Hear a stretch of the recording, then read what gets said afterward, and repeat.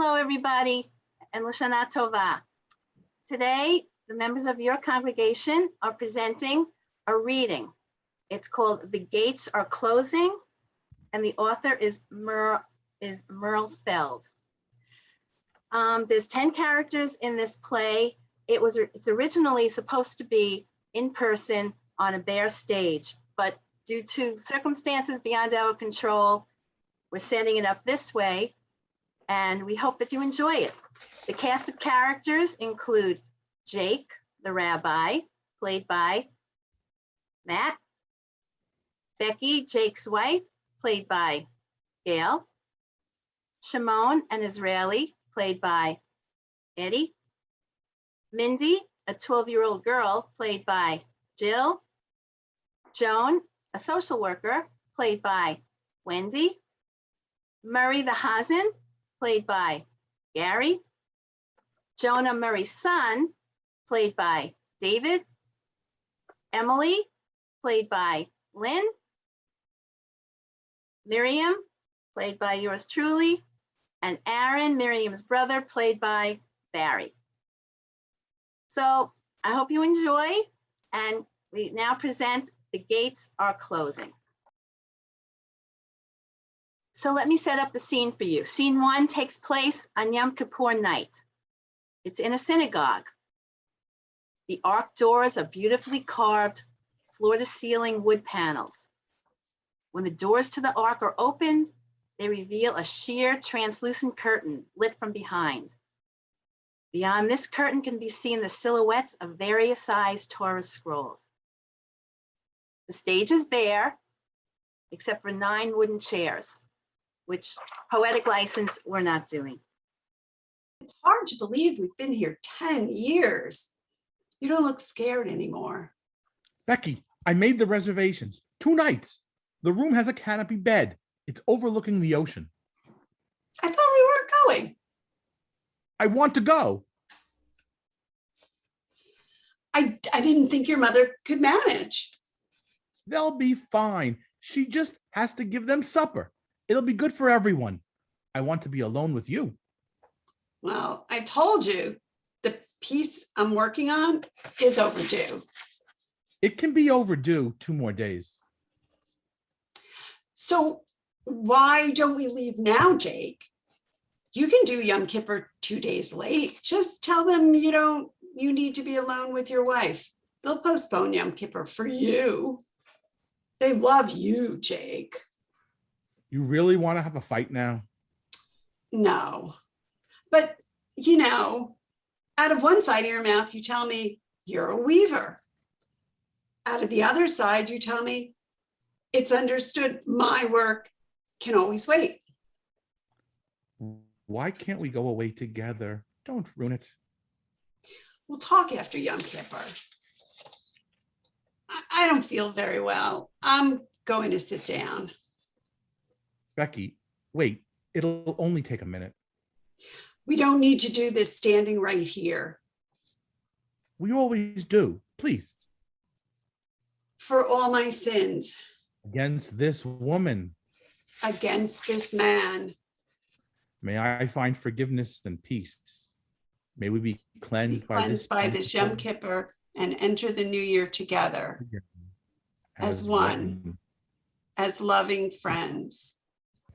Becky, what's wrong? If I can't stay, it's not your fault. What? Please. I hear them. They're coming. You'll be okay. Are you sick? You'll be okay. I'm right here. It's Yom Kippur. Where else would you be? There's always a moment at the beginning when everything looks shining, everything seems possible. I want to start out right, make it all go slow before it gets away from me. She's wrong. I'm still scared. I have to begin. They're waiting. A disciple once asked his Rebbe about Adam in the Garden of Eden. When Adam has eaten the forbidden fruit, he hides himself in the garden. Why then does God call to him, Adam, where are you? Doesn't God know where Adam is? The Rebbe replies, God knows. God asks, where are you? Because Adam has lost himself. So long as Adam pretends that hiding is possible, he cannot begin to find his way. God asks, where are you? To awaken Adam, to bring him out of hiding. So it is with us. We go along day to day, and suddenly something sends us into hiding. Some pain, a failure, a glimpse at something dark and ugly within. We are afraid to see who we've become. We don't want to be seen. And that is the gift of Yom Kippur. Today is the day for you and me to look at ourselves, to come out of hiding, to face our mistakes, our regrets, and put them behind us. It offers us each the possibility of healing, to feel whole once again. Our service tonight begins with Kol Nidre, the ancient formula which asks forgiveness for our broken vows, our unkept vows, and permits us to join together as one congregation in prayer. It permits us a new beginning.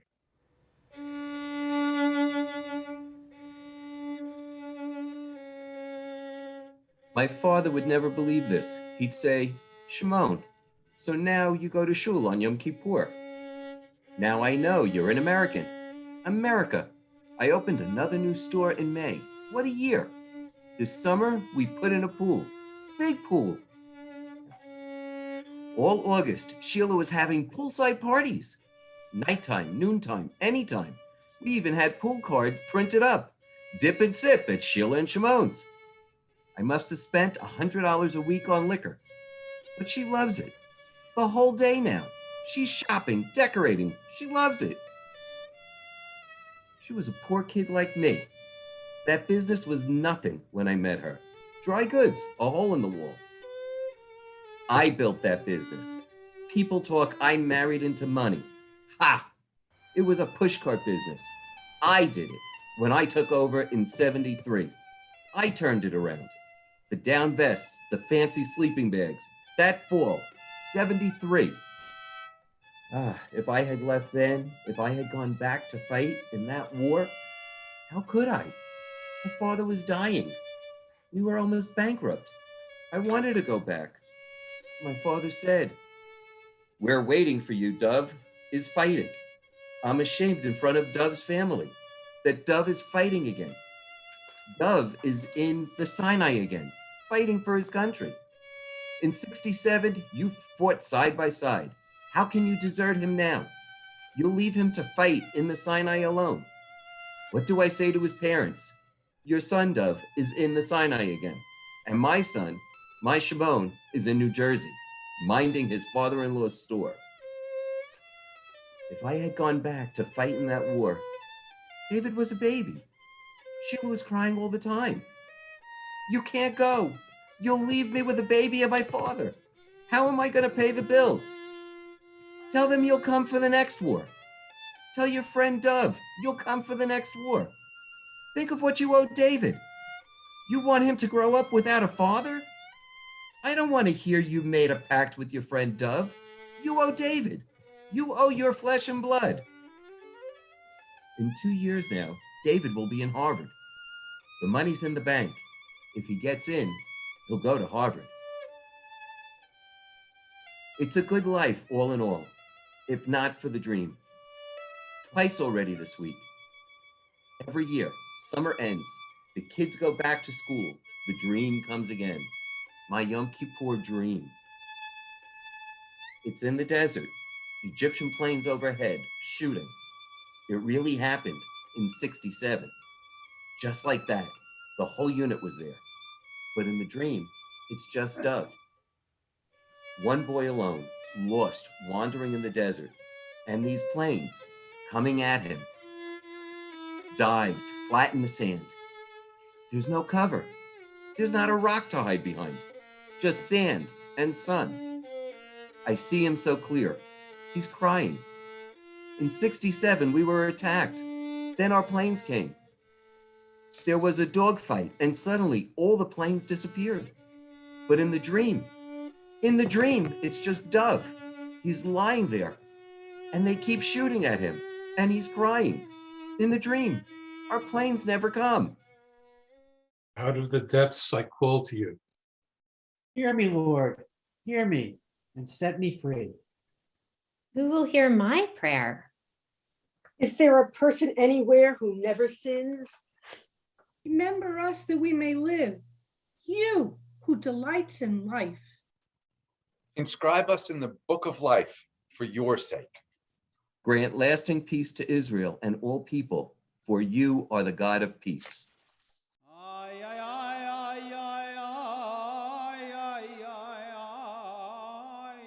Our Father, our King, we have sinned against you. My father's always mad at me. I don't know why. Our Father, our King, help us to return to you fully repentant. It's strange. If my father could see me now, he'd be proud. Our Father, our King, hear us. Show us mercy and compassion. My father always seems so far away, even when I'm sitting right next to him. Our Father, our King, inscribe us in the book of happiness.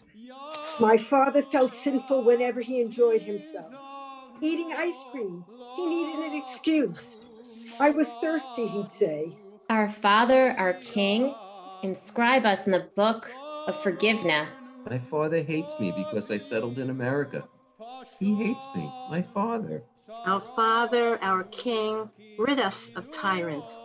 My Father is the gentlest of souls. He pulls off the road to bury a dead animal.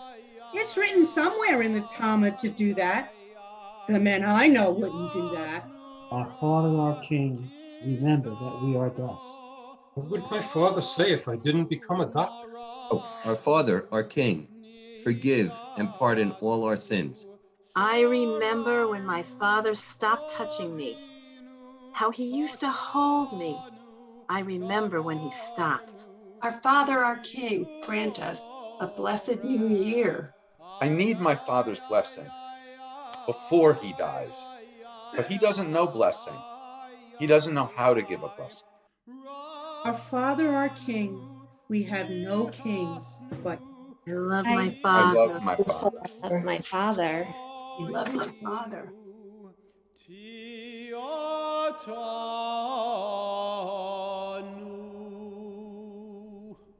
I didn't think I'd be here today. I thought something will save me. One of the kids will get sick or I'll get sick. I'll say I'm sick. I just couldn't think of another lie. I'm tired of lying. It's not something I do well. I do well with everyday things, getting out of bed in the morning, laundry, pots in the sink, clearing the table, unloading the groceries. I pretend I'm putting this huge, strong hand in the middle of my back and it's pushing me. I get up some momentum. I go. Don't think. Tired. Don't think at all. Just keep going. Left foot, right foot, do-si-do. Just keep going. Hand to the back. Push. I didn't recognize myself. Sometimes I'm holding Micah or Benji. They come into the bed in the morning and the bed is so packed full with delicious flesh. For a moment, I let go. I feel happy, but it won't last. It doesn't last. Jake thinks it's my mother. I'm still mourning my mother. How could I tell him? What would I tell him? I wished I had an affair. At least between the lies and the secrets, there would have been some pleasure. If I told him, what would it change? I don't know what he'd do. It was just so easy. I said, I need to check up on my father for a few days. Jake said, sure, go. I can handle it here. My father thought the money was for a plane fare. He paid for my abortion and never even knew. No one knew. I didn't tell anyone. It's the first time I did something and I didn't tell anyone. I didn't want another baby. I didn't want to talk about it or think about it. I just wanted God to know. God, who giveth what you don't want, who taketh away what you do. Avinu Malkeinu, our Father, our King. You and I are through. That whole hot thing I had for you is gone. I no longer expect from you, and you can expect nothing more from me. I'm tired. I don't want to pity anymore. I can't tell that to Jake. Our service tonight concludes with the mourner's Kaddish. All mourners, please rise. We rise. As we remember. Are dead. I thought of you a few weeks ago. I found that old record you made, The Cantor Sings. I couldn't play it. To hear you singing would have been like raising the dead. So I sat there in the attic, holding that record, looking at it, remembering your hair, that shock of white, how you let it go wild to look a little more like Einstein. I remembered your hands. I used to watch them. When you helped me prepare my bar mitzvah, I used to think, how vulnerable, how delicate. You had the hands of a chazan. Down to your fingers, you were a chazan. I never even said I love you. You were silly, so silly, it was embarrassing. The maiden aunt always gushing, that ridiculous girlish giggle in your 60s. Then nothing, silence with those punctuations, temporarily, unexpectedly, temporarily, unexpectedly, unexpectedly, temporarily. No one to say Kaddish for you. I always thought when I made it big, Dove, I'd bring you over. We'd be partners. I thought you'd have kids. Our kids would grow up next door, like we did. I never said Kaddish for you. There's not even a grave. A telegram, October 18th, 1973. Dove missing in action in Sinai. And now you're in my dreams. You're crying in my dreams. I lit the Yortzeit candle for you, Ma, in the living room, on the mantle. I knew you'd want it, but it hurts me. There's something mocking, cheerful, with that flickering little light. I should remember to tell the kids, I don't want it. Don't do that on my account. No cheerful little light for me when I'm gone. I never wanted the pity of my classmates. Pity is hateful. I never even told them. But that's how I was always introduced. Her mother is dead when she was 10. Cancer. I hated that. By dying, you somehow took over my identity. If you hadn't died, I could have been athletic, musical, something else. Aaron, he was so little. I don't think he even remembers you. I was really his mother. When he gets up to say Kaddish for you, I get goosebumps, as if someone's walking on my grave. Yiskadav Yiskadash Shemei Rabbah. Scene 2, Yom Kippur, the next morning. Was anyone listening last night? I asked Becky, am I boring? She said, no, it's them. They need to keep their distance. Everyone wants a seat in the 4th row to see it all, but feel protected. She's got a point. God and the people Israel, they were lovers long ago in the desert, warmed by the sun, bare feet in the sand, making love in the desert, God and Israel. But now it's George and Martha. You tried to get me. I'll get you first. Where were you when I needed you? Why did you walk out on me? Becky says, a rabbi is a marriage counselor, and God and the people, they're having a meeting after a long separation. God sits there aloof, and the people, they want, they don't want, they don't know what they want. They're angry, they're hungry. They're skeptical. They want to be the people Israel again, but it's been so long. It doesn't feel like home anymore. You're an old God, they say, and sometimes you were boring. When you weren't boring, you were dangerous. And always I'm caught in the middle. I want them to reconcile.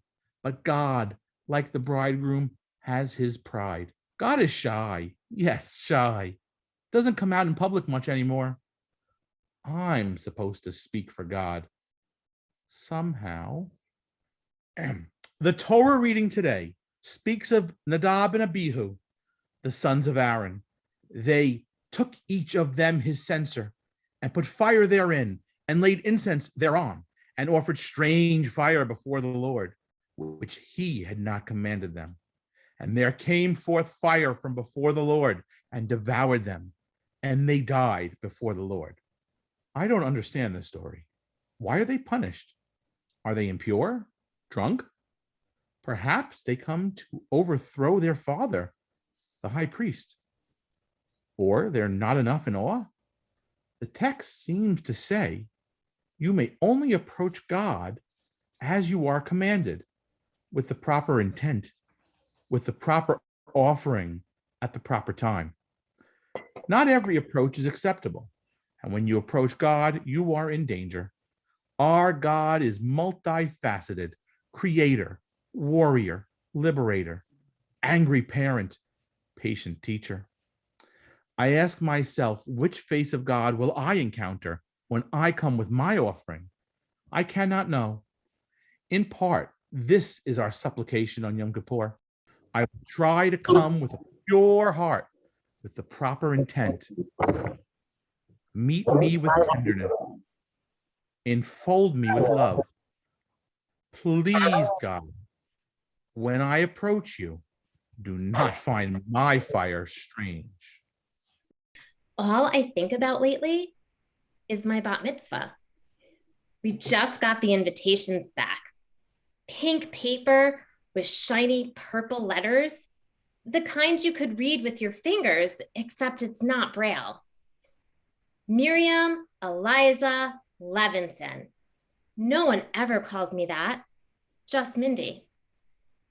Now we're working on my speech. It's about Miriam, Moses' sister, and how she saves him when he's a baby. I don't know what to say about it that's honest, though. I'm an only child, I keep telling Daddy. I'm not a sister. How can I know what Miriam thought or felt? Daddy says I'm being silly, but he's an only two. So what does he know? He keeps saying how much this means to him, and then his eyes get all wet. Mom's got lots of family, 2 sisters and a brother, and both her parents, cousins, 7 aunts and 2 uncles. But she won't invite any of them. She says they're not Jewish and they won't understand anything. We don't ever see them. Sometimes I think maybe they disowned her when she converted, but I don't know for sure. It feels like I've only got one set of grandparents. Daddy and Grandpa always fight about me, about anything. We go to see them in Brooklyn on a Sunday. We walk in the door, hugs and kisses, then fighting. It is about me a lot. Last time in June, they came out to us. We haven't seen them since. Grandpa brought this article to show Daddy. Something about Reform Judaism. Grandpa's allergic to reform. I don't even know what it had to do with us. We're not Reform. I don't even know what it had to do with us. We're not Reform, but Grandpa starts screaming how we're destroying Judaism. Then Daddy screams it was him. His bigotry would end it. Finally, Daddy yells, "Why don't you talk about what you're talking about for once? If you can't stomach your granddaughter having a bat mitzvah, you don't have to come. As a matter of fact, I don't want you here. Don't come. Stay home in Borough Park with the other bigots." Suddenly, Grandpa starts screaming, "She's not Jewish. By Jewish law, she's not Jewish. Then my mother went berserk. She runs to get their coats and throws them out the back door. Then she starts throwing our meat dishes out the back door, crying, screaming, "Your people be my people. Your people be my people. Your people be my people." A whole set of dishes. When she came up to get me for supper, her face was all puffy. She kept looking at me. Of course I heard. I just played dumb. I asked her about my homework. I don't know what's going on. I think he meant me. I'm not Jewish. She converted, though, before I was born. I don't get it. It was all okay. Now they come up with this? Why did he say that? By Jewish law, she's not Jewish? Everything's ready for my bat mitzvah. They've got the caterers, the invitations. My own grandparents won't even be there. How can I not be Jewish?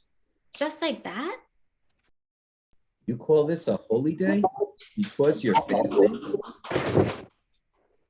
You think that's what God wants? This is nothing. This is business as usual. You oppress your workers. You quarrel, you fight. The homeless in your city? You pretend you don't see them. You read the papers. You watch the news. You know what's going on. Do you hold out your hand? Look at you sitting here. All dressed up in your holiday clothes. Wagging your malicious tongues. Straining for a morsel of gossip. Even in the synagogue. Even on Yom Kippur. Is this the fast that God has chosen? Is this the affliction of the soul? You sit here pretending remorse? No, this is the fast that God requires. Loosen the bonds of wickedness. Let the oppressed go free. Share your bread with the hungry. Clothe the naked man when you see him. Bring the homeless into your home. Then shall your light blaze forth like the dawn. Your suffering quickly shall be healed. Your sufferings quickly shall be healed. Then when you call, All the the Lord Lord will will answer. answer. When you cry out, God will God will say, say, "Here I am." The thirst of your soul will be quenched. Thirst of your soul will be quenched. Thirst of your soul will be quenched. You shall be like a watered garden, like a never failing spring. This is the promise of This the Lord. is the promise of the Lord. When they come to me for the UJA, they don't understand. They figure he's got money and he's an Israeli. He should pay through the nose. What do they know? In my war, in '67, we gave water to the enemy. We carried their wounded on our backs. Now it's another country. These Americans don't understand. They think life in Israel is hard. They think I came here for the money. A couple of years ago, we made a big donation. It was 25 years since my mother died. They put up a plaque with her name over there. I wonder what they used all the money for. You're a big giver. I respect that. For years, you've run this UJA, got them money for this building. You volunteered to be a cantor for the holidays. It's impressive how you give, how you care. When it comes to me, though, you don't know me. I spit on her volunteer work, especially for the sisterhood. I said to her, "Sure, Ma, they're happy to have you for free.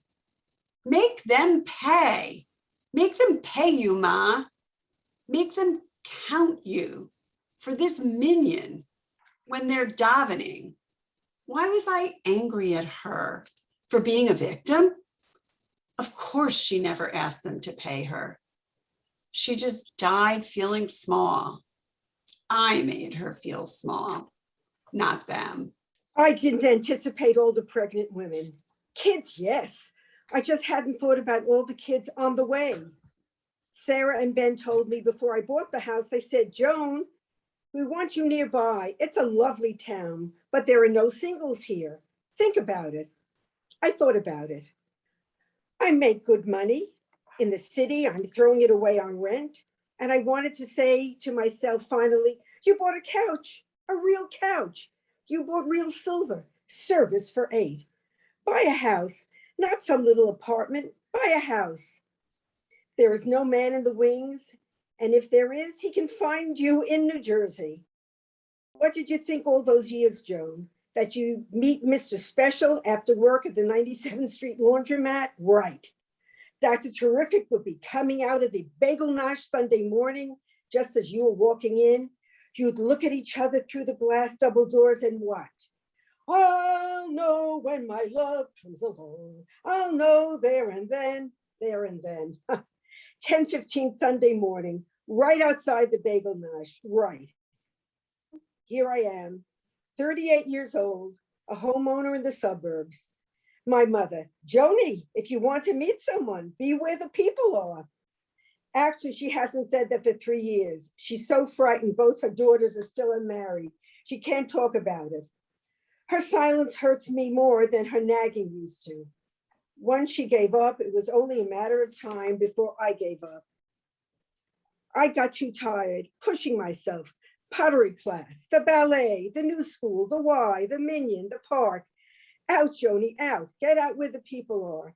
It's crazy. If some man had actually approached me in Central Park, what?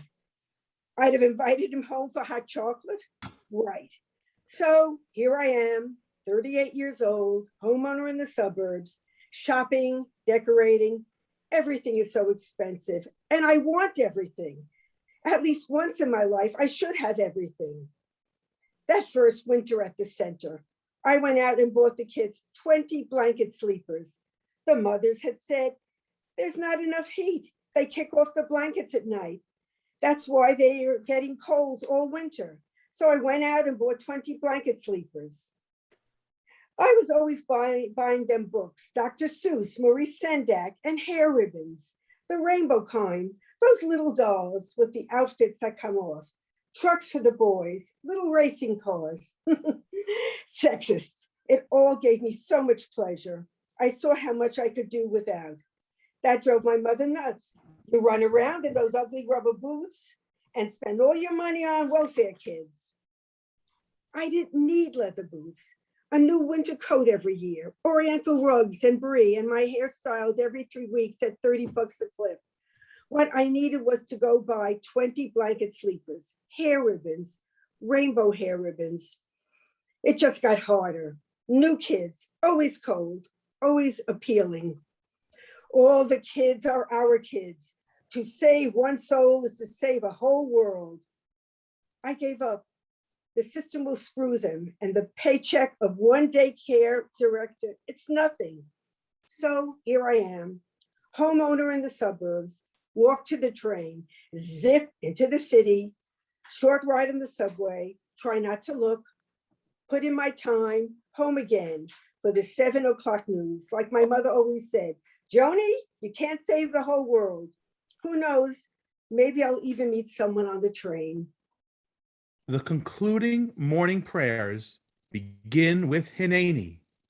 Hineni, here I am. The cantor supplicates, here I am, God, imperfect. Here I am, God, unworthy. I stand before you as representative of these people. Do not condemn them for my sins, but hear my prayers and theirs. Hear us, forgive us, and bless us with life and peace. Life is funny. When I was Jonah's age and they first asked me to be cantor here for the holidays, it was easy. I had the voice, I knew the prayers. I was just a kid, but they needed a cantor. In those days, they had no money to hire one, so I did it. I would sing and tremble. My kishkas, my guts, everything was in it. I never thought of it as work. I thought, oh, work is some grown-up thing, boring. And no one helped me. Everyone said, Murray, being a cantor is not a profession. It's old men do it, or you volunteer for Yom Kippur. A cantor is not a profession. An engineer, that's a profession. From that, you'll make a living. But a chazan, no. Now I see a profession wasn't what I needed. Now I see. When I was in high school, I had this incredible voice. So the old Chazan trained me to do parts of the service. I'd never had moments like that. I just wanted to live in those moments, to stretch them out. Such a different place. Not basketball, not television, not pulling some girl in the movies. I was in a different world and I wanted to stay there. It was what I was meant to do, but I didn't know that. I thought, to be an engineer, a professional, I have success in my hands. It's not so bad. But every Yom Kippur, this gets harder to do. Peel off the layers of schmutz. I feel sick, I think. This year I won't be able to do it. I look in my mouth and I stand next to that shiny boy, the old Chazan train. I feel so dirty. I tell myself, Murray, this is crazy. You don't lead a sinful life. You lead an ordinary life. Ordinary. But how do I cut through the dead skin? This thick, callous skin to see if there's something light, quivering deep inside, something luminescent. Every year, I take my hand, I reach into my gut. I want to pull out something pure, an offering to God. To say, Murray Lieben is still alive. He's still alive down here. He's looking for you. But I reach inside and I'm scared. Is there anybody there? Hello in there. Is anybody home? Is anybody home? They blow the shofar and I think, is anybody home in there? The real me is getting smaller as I get older. The real me is getting little with a high-pitched voice. And how can a chazan have a little high-pitched voice? And there's this other person who keeps getting bigger. He's taken over. He's in the driver's seat. He's the one who goes to the meetings and flies first class. The engineer, the big consultant. He's the one who gives the secretaries all the work to do. He's the one, goes out to lunch with the guys. Yeah, with the guys. Goes out to lunch with the guys. But the Murray, who's all the way inside, the Murray once a year part-time chazan, he has no one to talk to. There's no one to check up on him, like I used to do my mother. I'd call in the morning to go on the weekend, check up. Was she still there? Did she die in her sleep? With no one to check up on him. Once a year I go looking. Is that Murray still there? The morning service ends with the martyrs. These things I remember and pour out my heart. A Roman court decreed that Jews could no longer teach the Torah. The court sentenced to death any rabbis who ignored the decree. 2 of the great were brought first to the slaughter. Rabbi Shimon implored, "Kill me first, lest I see the death of him who ministered to God." Rabbi Ishmael had the same request. Lots were drawn. The lot fell to Rabbi Shimon, who was slaughtered on the spot.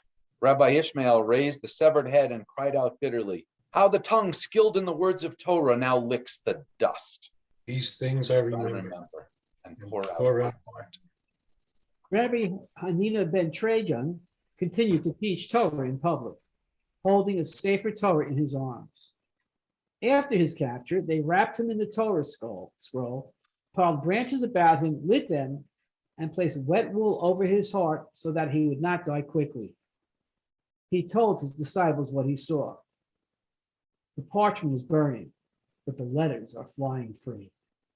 These things I remember and pour out my heart. Mindy, we received the Torah on Sinai, And in and in Lublin, Lublin, we gave it back. Dead men don't praise God. The Torah was given to the living. learn this, my little one. Our whole imagined people stood at Mount Sinai and received the Torah. The dead, the living, the unborn, every soul among us answered, "We will obey and hear." I will hear and obey, obey and hear. Shut your eyes, Jewish child, and remember how the Baal Shem rocked you in his arms when your whole imagined people vanished in the gas chambers of Lublin. Little child, that was you then, the quiet, tiny, forlorn, given back Torah. You stood on top of Mount Sinai and cried. You cried your cry to a dead world. We received the Torah on Sinai, and in Lublin, we gave it back. Dead men don't praise God. The Torah was given to the living. These things I remember and pour out my heart. Warsaw. Jewish girls are commanded to prepare themselves for the pleasure of Nazi soldiers. Rather than submit to this, they follow the path of the martyrs who preceded them. We have cleansed our bodies and purified our souls, and now we are at peace. Death holds no terror. We go to meet it. We have served our God while alive. We know how to hallow him in death. A deep covenant binds all 93 of us. Together we studied God's Torah. Together we shall die. We have chanted psalms and are comforted. We have confessed our sins and are strengthened. We are now prepared to take our leave. Let the unclean come to afflict us. We fear them not. We shall drink the poison and die, innocent and pure, as befits the daughters of Jacob. To our mother Sarah, we pray. Here we are. We have met the test of Isaac's binding. Pray with us for the people Israel. Compassionate Father, have mercy for your people who love you, for there is no more mercy in man. Reveal your loving kindness, save your afflicted people, cleanse and preserve your world. The hour of Nila approaches. Quiet grow our hearts. One request we make of our brethren, wherever they may be. Say Kaddish for us. For all 93, say Kaddish. When we were little, my mother used to tell us about life before the war. Friday nights at the Shabbos table, I feel sleepy from the wine. Put my head down on the tablecloth, white on white embroidery, with the shiny white Kiddush cups and challahs and bunches of grapes. I close my eyes and listen to the stories. Her mother, her bearded grandfather, stories of Seder with Tanta Annie. How they all laughed and her father did imitations and what her mother baked. I could see matzah balls bobbing in the soup vat with little golden pools of chicken fat dancing on the surface. When I closed my eyes, I could smell the men's rough jackets, the tobacco smoke.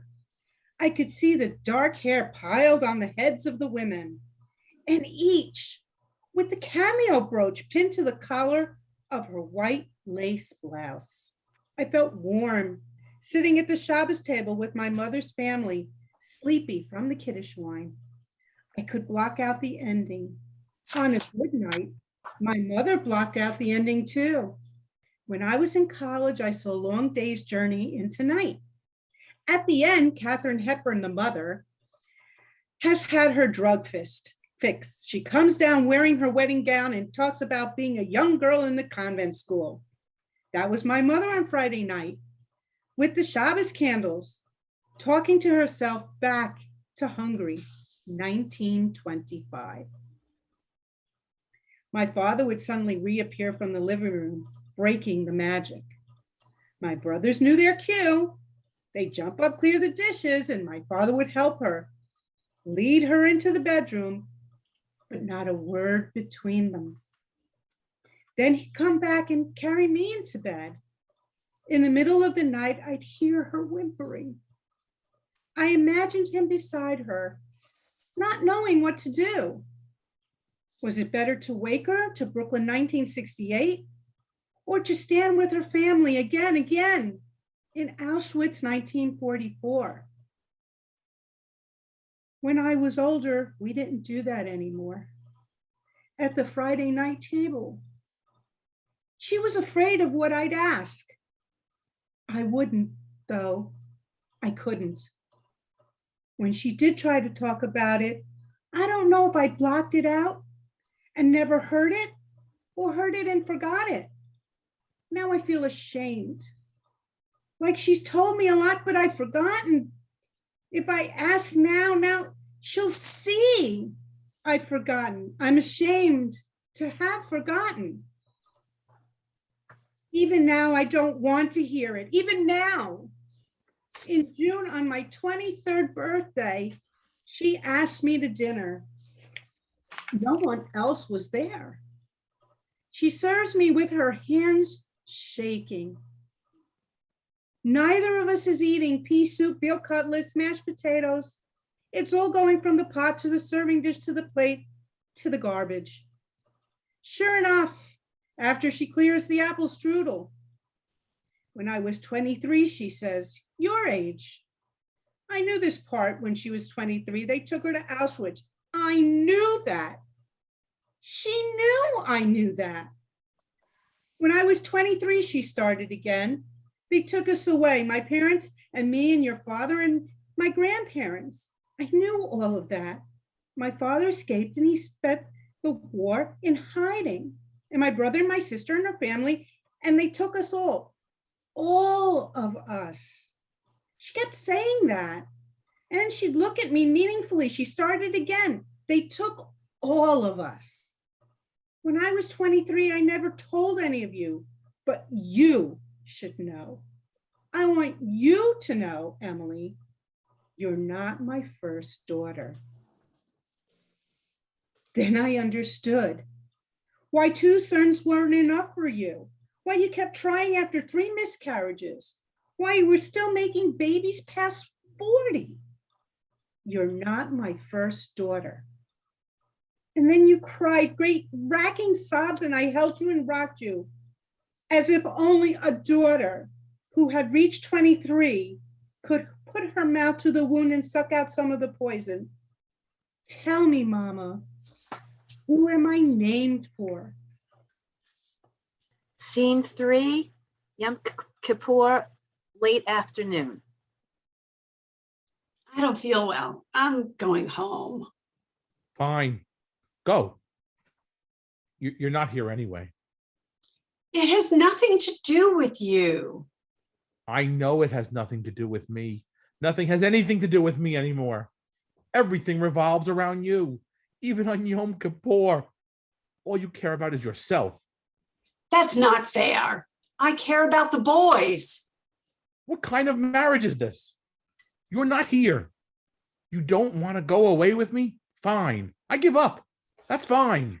Jake, wait, I need you to forgive me. Becky, I'm not asking for an apology. I know what kind of a year you've had. I had an abortion in April. I didn't tell you because I didn't want to hurt you. It had nothing to do with you, really. Whose was it? It was yours. I wasn't having an affair. I just couldn't do it. Did you see Rosenberg?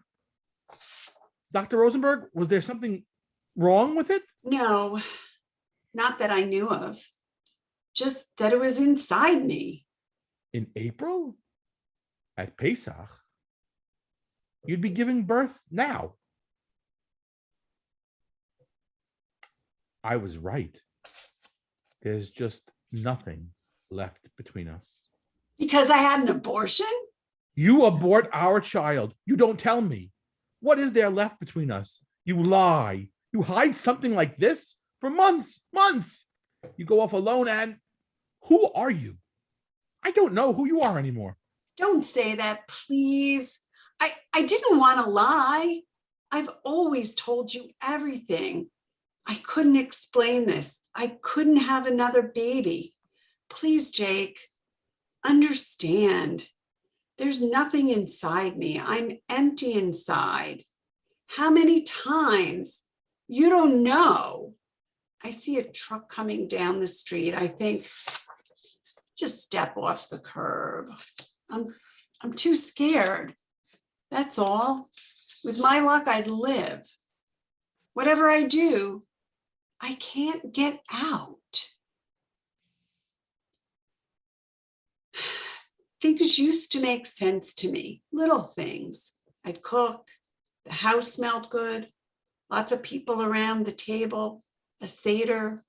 The boys would sit on my lap. I'd read to them. Those were the good times. Now, there's nothing inside. Becky, what's the point of telling me now? I can't lie anymore. After my mother died, and then I got pregnant, I thought, I can't. So I did something to keep things from getting worse. But now I'm all alone. I feel dead inside. It's not me anymore. Enough! Stop it. It's enough already. Your mother is dead. Not you. Your mother. Everyone's mother dies. She's dead and you're alive. What is that? Your comfort? No, damn. It's not comfort. It's what's left when the comfort is all used up. I've given you comfort month after month, night after night. I've tried. You won't be comforted. I'm telling you now. This is the end. Right now. It's her grave. You get up out of her grave, shovel the dirt over her, and walk away. She was a wonderful woman, but she got cancer. She wasted away and she died. I don't know why. There's no answer for that. Stop looking for an answer. There's no one to blame. I didn't give her cancer. God didn't give her cancer. God didn't kill her. I didn't kill her. It's not my fault, but you're punishing me as if it were. Stop looking to me for an answer. I have no answers. Then sell vacuum cleaners door to door. Go into computers. You're a rabbi. You're supposed to know something. What good are you? Becky, go home. People are coming in now. Leave me alone.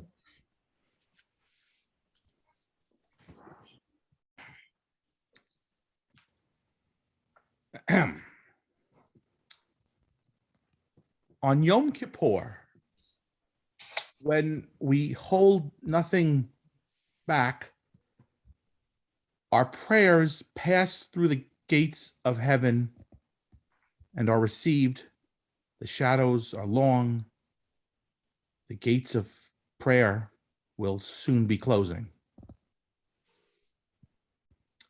The afternoon Torah reading for Yom Kippur enumerates all the forbidden sexual couplings. This seems strange. Why do we read this today? Then and now, the Jewish people cohabit with many other cultures where virtually everything seems permissible. In view of this, a moral structure, which names our hidden fantasies and then places them out of bounds, it performs an immeasurable service to the sanity of the individual and to the sanctity of family life. And the Lord told Moses to tell the people, None of you shall come near any one of your own flesh to uncovered nakedness. I am the Lord. You shall not uncover the nakedness of your mother. You shall not uncover the nakedness of your father. You shall not uncover the nakedness of your sister. You shall not uncover the nakedness of your brother. You shall not uncover the nakedness of your father's wife. You shall not uncover the nakedness of your mother's father. you shall not uncover the nakedness of your son's daughter. You shall not uncover the nakedness of your father's brother. You shall not. Your father's nakedness. You shall not. My sister's nakedness. You shall not. Uncover the nakedness. My mother's nakedness. You shall not. Uncover the nakedness. You shall not uncover. You shall not. Nakedness. You shall not. My father's nakedness. You shall not. Uncover the nakedness. Uncover the nakedness. My brother's nakedness. You shall not. When we were growing up, Aaron, we went everywhere together, Miriam and Aaron. Now we spend Yom Kippur together. One day. It's too much. Can't figure out if my father fools around. He does a lot of consulting in San Francisco. What goes on in the dark is private. Sometimes I wake up in the morning and there's a woman in bed with me and I call her Miriam. My heart stops. I feel afraid. Now it makes sense why she didn't want me touching her. Aaron, the older you get, the more I wonder why you're still not married. Does Jonah fool around? He never brings anyone home. Is it my fault that you're alone? Some new woman next to me, and by mistake, I call her Miriam. She figures Miriam is some old girlfriend. My heart stops. I feel afraid.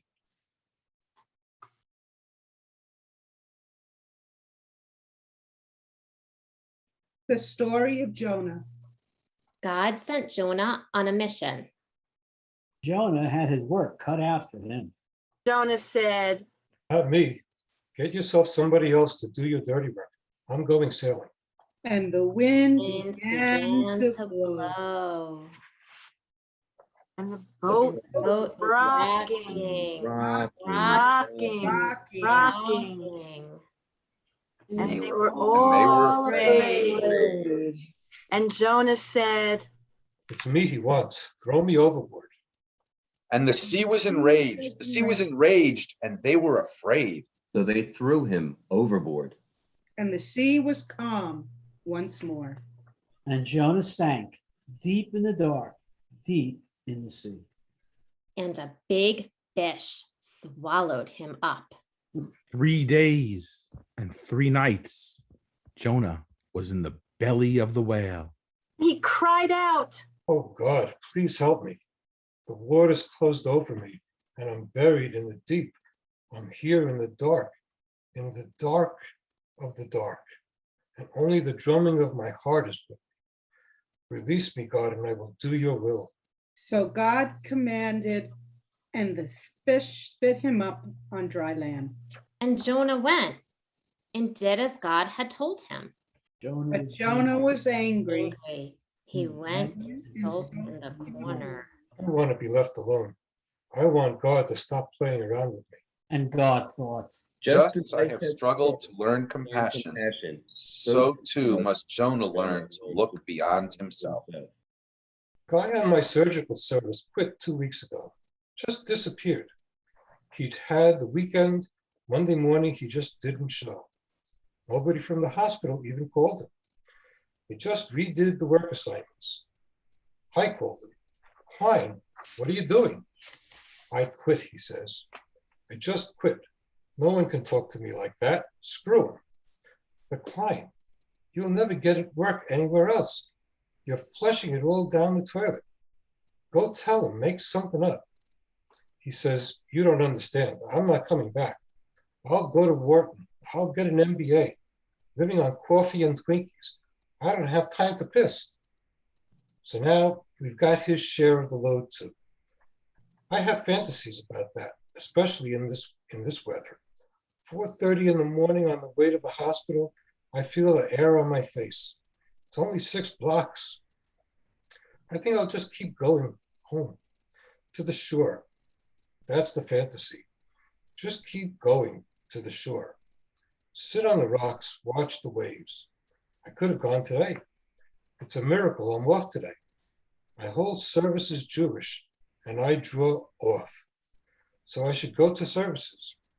And Dad, my son is surgeon. I keep telling him, first year, all I get to do is draw blood, stand there and hold the retractor. He has no idea. Panic, stupid mistakes, how they shame you. 22 hours straight.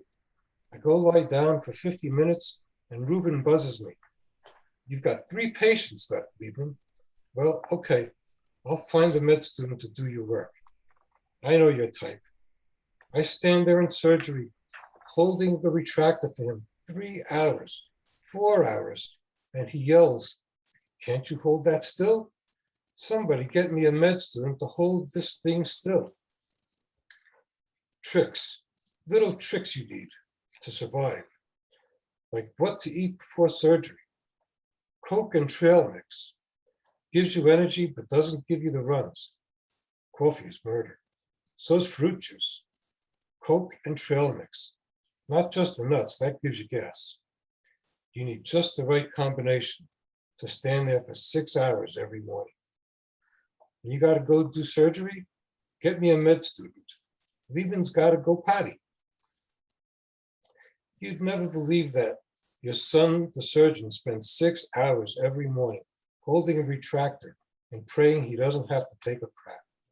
No, what you ask is, what are your patients like? How do they relate to you? Like I'm God, Dad, like I'm God. Some are afraid of me. They shrink, hope that I'll forget they're there. Some flatter me, flirt with me even. Some know I'm an intern, they treat me like dirt. They're so full of anger, as if their cancer was a poison, as if they could spit it out and they'd be cured. Then there's the bag lady. She came in finally when the cancer was growing outside her cheek, enormous. They removed it and she had this huge hole, this defect, where her cheek used to be.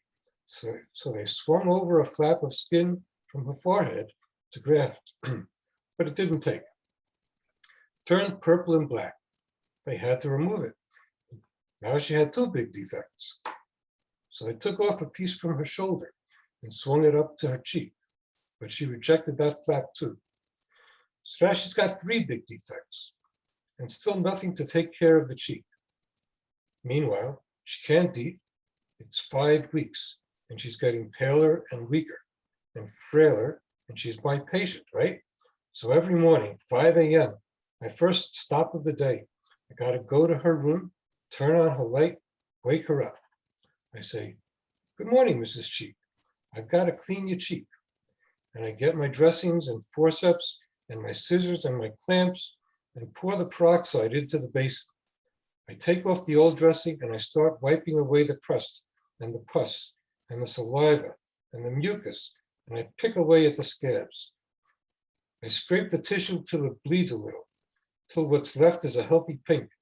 And all the while, the pain is agonizing for her. And there's nothing I can give her, but she's silent. She's silent and dignified. And all the while, I keep repeating to myself, you're not gonna vomit. You're not gonna cry. When you're a surgeon, some first-year intern will do this for you. 5 o'clock every morning. You're not gonna vomit. You're not gonna cry. This isn't your fault. It's not your fault. I slap on some gauze pads and it's only 5:20. And I make the rest of my rounds. Wolf down the trail mix and the Coke, and I'm in surgery from 7:30 until 2. And I stand there holding in my pee and my crap and thinking about the air on my face and how it felt at 4 that morning, walking over to the hospital. How it's still only October and I'm a first-year intern here till June. Think about Klein. I wonder what the air is like today down at the shore. The sun has set. When we count 3 stars in the sky, we blow the shofar and our service is ended. Now is the time to lift our prayers to heaven.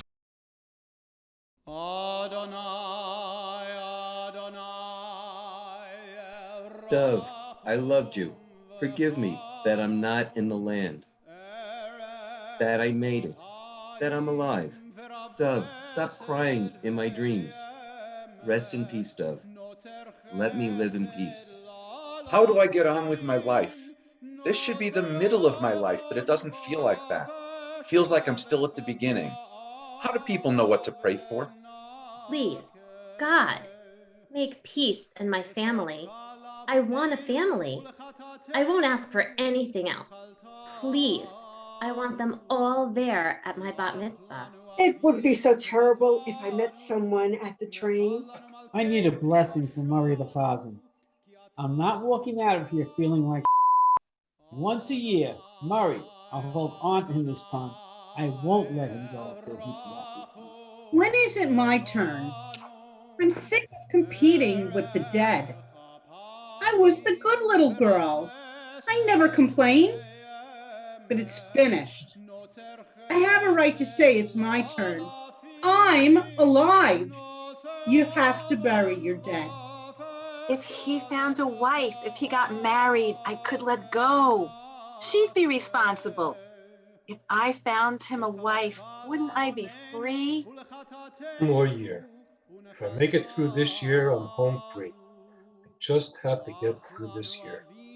Becky, I love you. Don't hurt me anymore.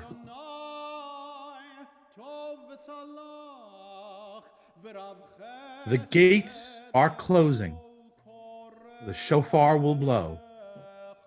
It's over.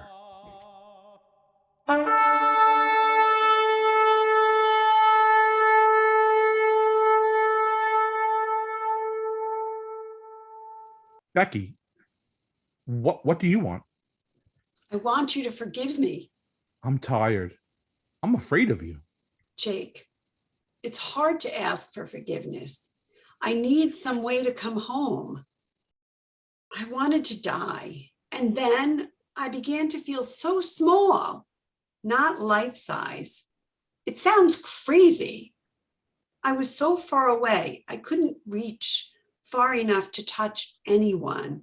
I couldn't have grown a baby inside of me then. And then suddenly I had a terror that you'd make me do it. It's not like that. You know it. How do you think I feel? Couldn't you trust me? All year you pushed me away. I wanted to love you, to hold you. I know. I'm sorry. I know I hurt you. I couldn't be with you. What kind of marriage is it? When you're in pain, you hide from me? I'm here now. I need you. I need you to forgive me. You think it's like magic? You think in a minute we can just suddenly make everything all right? I think we can turn down a different road together, Jake. We love each other. I know you still love me. I love you. It's time. Congregants, everyone has a prayer. Everyone wants an answer. They're asking God. I'm just asking you. I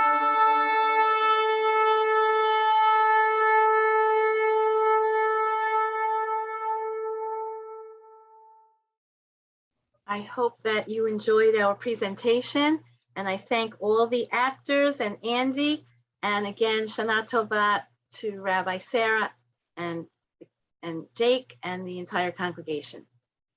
Shana Shana Tova. Tova!